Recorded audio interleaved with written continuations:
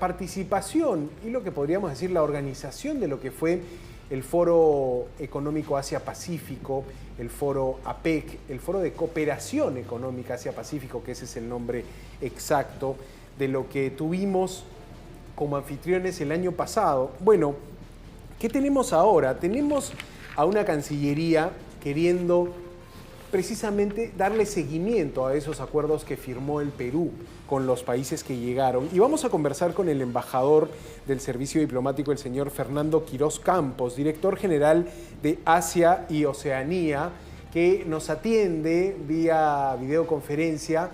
Embajador Quirós, muchísimas gracias por su tiempo. Queremos saber, ¿se han reunido con el canciller? ¿Se van a volver a reunir? ¿Está el Perú tratando de implementar, darle seguimiento a los acuerdos firmados en APEC? Cuénteme un poco más de eso. Buenas noches. Buenas noches, Santiago. Un gusto estar en tu programa. Efectivamente, ayer hubo una importante reunión en la Cancillería. Estuvo el Premier, convocada por el canciller Schaller, y con la presencia de todos los ministerios. Muchos ministros, viceministros. El propósito, como has dicho tú, es asegurarnos de que todo lo que se logró en noviembre en torno a APEC finalmente se concrete en beneficios para nuestros ciudadanos y en el contexto de nuestra política exterior. En APEC fuimos exitosos en conseguir el consenso de las 21 economías y se logró una estupenda agenda APEC. Pero además de la agenda APEC, hemos recibido a jefes de Estado y de Gobierno que mantuvieron reuniones bilaterales, 7 de ellas en Palacio de Gobierno, 2 visitas de Estado, 5 visitas oficiales, y luego en el Centro de Convenciones en Lima hubo también 7 reuniones bilaterales, todas presididas por la presidenta Boluarte con sus contrapartes. En esas reuniones, en total 14, tuvimos 70 acuerdos, todos ellos bilaterales. Perú con cada uno de nuestros principales socios del Asia-Pacífico. Hablamos de China, hablamos de Estados Unidos, hablamos de Japón, de Corea, Australia, Nueva Zelanda, todos los países del sudeste asiático. Entonces, son acuerdos muy importantes y ahora lo que se ha acordado ayer es que todos los ministerios vamos a coordinar para asegurar que desde el punto de vista del Perú se ejecuten oportunamente los acuerdos. Obviamente hay una etapa previa y es la coordinación con nuestros socios. Con los socios del Asia-Pacífico tenemos mecanismos que los vamos a ejecutar, pero antes de juntarnos nuevamente con nuestras contrapartes, vamos a trabajar internamente con los demás ministerios. Correcto, embajador. Y en APEC también hubo una voluntad y de hecho hubo una firma en este ánimo de superar la informalidad, ¿no? De encaminarnos hacia la formalización en todos los ámbitos, incluso como requisito o sugerencia de la OCDE. En este aspecto, ¿cuál es el camino, digamos? Si hablo específicamente y ya no voy a los acuerdos entre países, aunque claro, esto también ha debido ser firmado por las economías APEC. Esa línea de la formalización, creo que en su momento se comentó bastante, pude conversar con el canciller Schaller en esos días de APEC y él me decía, esto lo hemos impulsado, esto queríamos tener aquí en el APEC que nos tocaba organizar, una hoja de ruta hacia la formalización. Es correcto, como bien dices, bueno, déjame aclararte que en Cancillería hemos dividido el trabajo.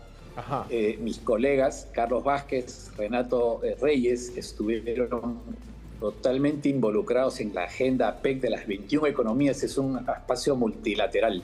A mi cargo estuvieron las 14 reuniones bilaterales. Sobre tu pregunta, por supuesto, lo más importante ha sido que para países con informalidad tan alta como el Perú y otras economías de APEC, haber conseguido consenso y abrir un camino hacia la formalidad y, por supuesto, hacia la inclusión, ha sido vital. Pero yo quiero destacar en esta conversación breve contigo sobre todo lo que hemos logrado bilateralmente. Te doy algunos ejemplos rápidos. Con el presidente Xi Jinping de China logramos optimizar nuestro tratado de libre comercio. Era una tarea que tenía años y que podía haber demorado mucho más. Y déjame decirte que estas cumbres presidenciales tienen ese beneficio que a veces no se percibe, y es que la presencia de los jefes de Estado hace posible acelerar procesos y los dos países logramos avances como este. La optimización del TLC es un avance importante.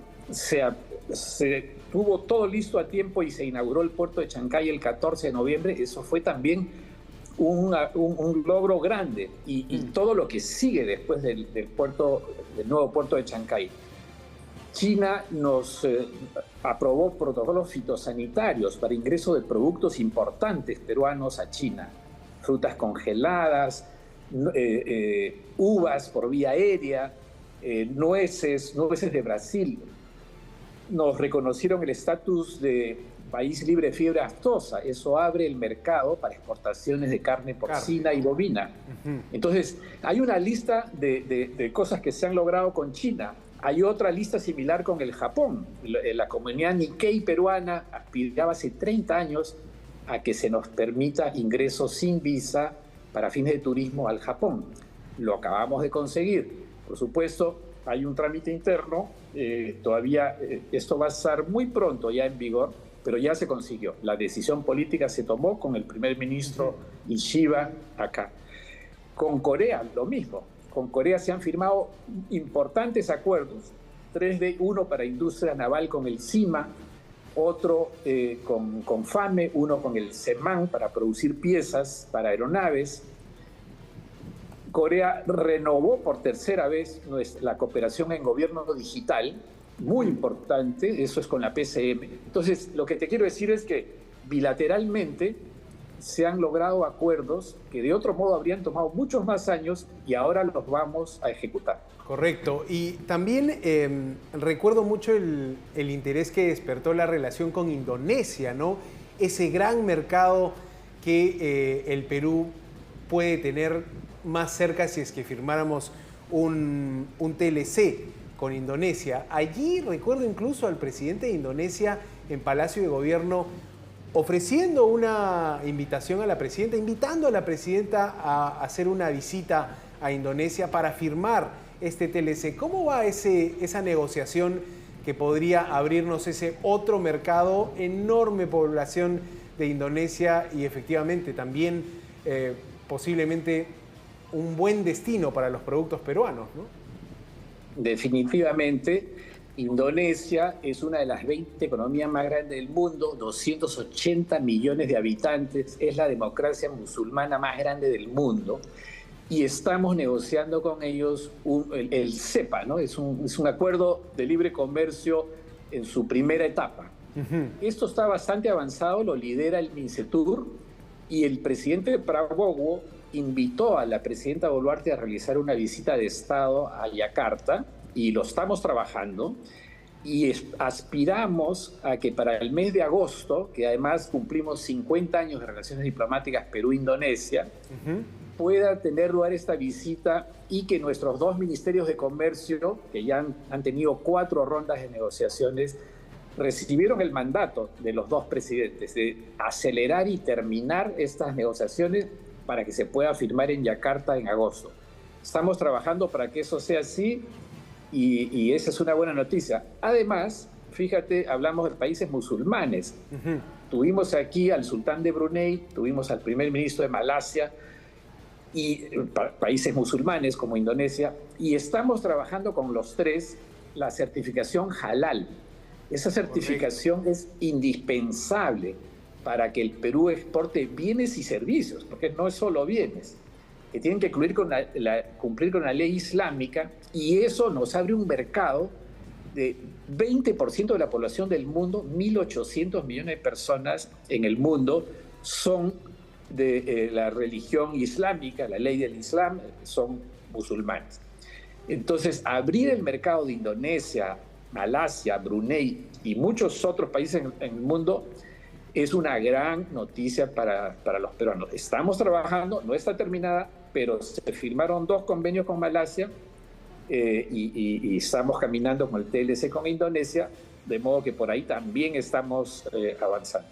Muy interesante las novedades en Cancillería en esta consolidación de esas voluntades políticas acordadas en APEC, ¿no? Ojalá que se dé esto y que ya sea una realidad, la exención del visado para visitar Japón. Creo que puede impulsar viajes, creo que puede impulsar, aunque es lejos, creo que más de un peruano tiene ese ánimo de descubrir Asia. Por supuesto, lo que nos ha contado con China, y ojalá también se firme este acuerdo de asociación económica integral, el CEPA, con Indonesia. Hemos estado con el embajador Fernando Quirós, es el encargado, es el director general de Asia y Oceanía de la Cancillería peruana. Embajador, un gusto, gracias, y con todo el ánimo para concretar esos logros que creo que la ciudadanía está esperando, esas noticias. Muchas gracias, Santiago, un gusto y un abrazo para toda tu teleaudiencia. Gracias, buenas noches. Bien, amigos, esa era una actualización porque vean, no solo es organizar APEC, es comprometer algunas voluntades y ponerse a trabajar. Y lo que veía ayer eran estas reuniones de coordinación. Imagínense poder tener libre ingreso a Japón como turistas, como personas para hacer negocios. Me parece interesante.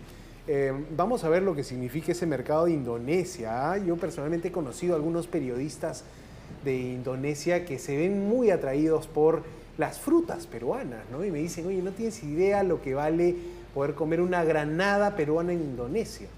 Bueno, ojalá que llegue más, ojalá que ese boom agroexportador que vivimos se replique en Asia, que es la parte del mundo donde la economía crece, crece y crece. Vean esos ritmos de crecimiento anual de 7%, de 6%. Ya quisiéramos estar en esas ligas.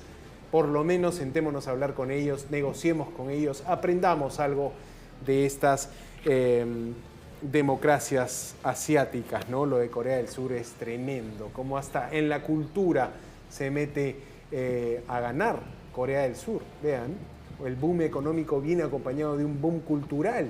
Ni qué decir de lo que va a hacer China, lo que ya está haciendo China y la relación con el Perú, ¿no? Un flujo económico interesante también. ¿En qué momento veremos, por ejemplo, autos eléctricos inundando el país? Yo creo que ya es una tendencia que vamos a verla más a menudo.